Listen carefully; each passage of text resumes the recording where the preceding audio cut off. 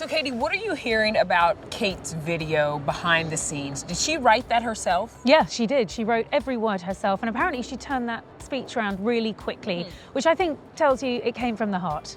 In January, I underwent major abdominal surgery in London, and at the time, it was thought that my condition was non-cancerous. The surgery was successful. However, tests after the operation found cancer had been present. This, of course, came as a huge shock, and William and I have been doing everything we can to process and manage this privately for the sake of our young family. Was it her idea to do this because there's been so much talk about what's going on with her? It was her idea, and it was also quite unprecedented. Usually when we get these sort of updates or statements, they tend to be in a written statement that comes from the palace. But apparently the princess just felt that that would not sit well with the public, possibly off the back of all of those online conspiracy theories. She wanted to show that here I am, and this is what I have to say. And I do understand and can exclusively reveal on ET that she did speak to her father-in-law before doing this video message, and of course with her husband, because she knew what she was doing was actually a little bit different from the norm, and they both gave their full backing and recognized this was the best way to do it. You have told me before how the one thing that has kind of plagued or frustrated William and Kate is the fact that they lose control of the narrative. Do you think by her doing this that she's taken control back of the narrative? Yeah, I really do, and I think that loss of the narrative was very frustrating for them.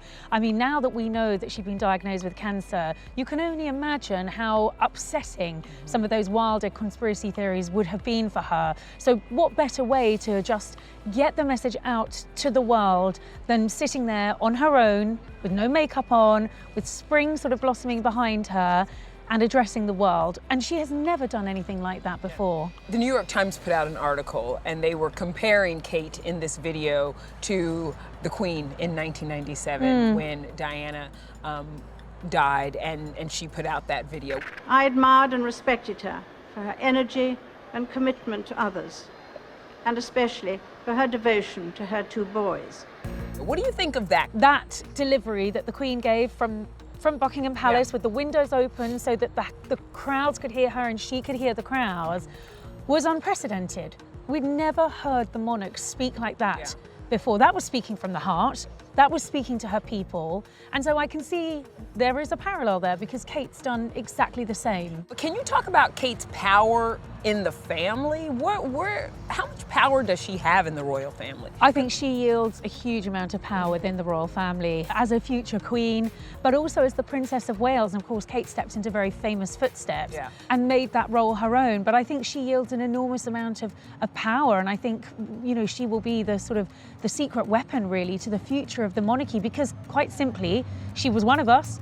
She was a commoner who married into the royal family. She's very relatable. I think that video just showed her to be so human, so real, and so authentic. And I bet you if you were to do a popularity poll, just go and speak to the people here today, you know, they're all behind Kate. I've been speaking to people here, just sort of gathered around watching Changing the Guard, and there feels a real sense of support for the royal family. They are really getting behind the King and the Princess of Wales. So at a time when, you know, Republicans predicted post Queen Elizabeth that there may not be the support for the royal family, I think the people are really getting behind the royals. And it seems like, as much as she can be, she is going to be her own woman. I remember when it was the situation when there was a story about someone questioning Archie's skin color, and she added some words into the statement to make sure that, you know, it was how she wanted it to sound as well. So it does feel like she is going to be as much of her own woman as she can be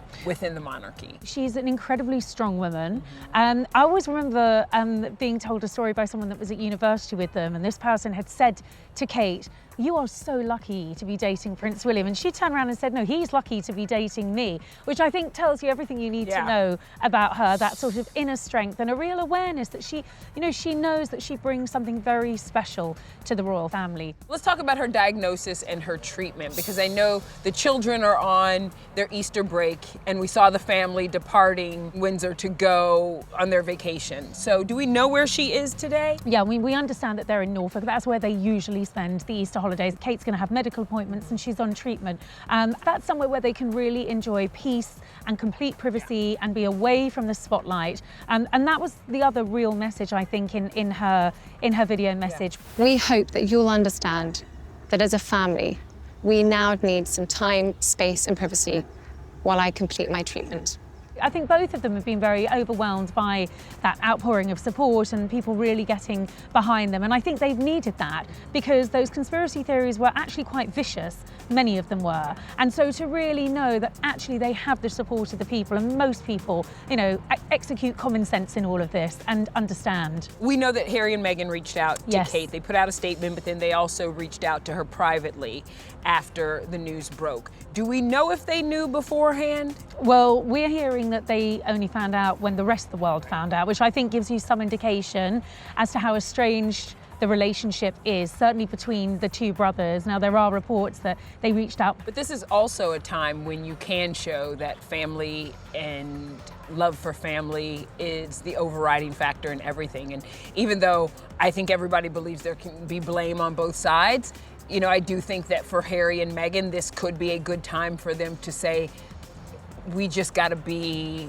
I don't know if it's the bigger person, but we just got to be the ones to take the step. I mean, when the King's diagnosis was made public, Harry was on the first flight he could be Yes. to get over here, and you know, they had that meeting. So that was an icebreaker because the last time he'd been here was for the coronation and he didn't get to see his father. Now we know he's coming over here in May for the Invictus Games. So possibly there might be some sort of meeting there, but I do think as far as the brothers are concerned, any idea of a reconciliation is just not on William's agenda. And I was going to say, you mentioned that he was coming back in May. I was wondering, because he did get on a plane to come see his father, Yeah. if there was any possibility that Harry could get on a plane or come back and visit Kate as well. The next time he'll be in the UK is in May, but whether or not he actually gets to see them, well, we'll have to wait and see. There are reports also that the King met up with the Princess of Wales when they were in the hospital. What do you know about that? We've had palace sources confirm that there were 2 meetings between them, but we also discovered over the weekend that the King had lunch with Catherine on Wednesday in Windsor after she'd recorded that message, and you know, that's quite special. I don't think you get to have many one-to-one audiences with the King, and I think it's an indication of how close they are, and certainly this shared experience, this sort of shock double cancer diagnosis, will only bring them closer.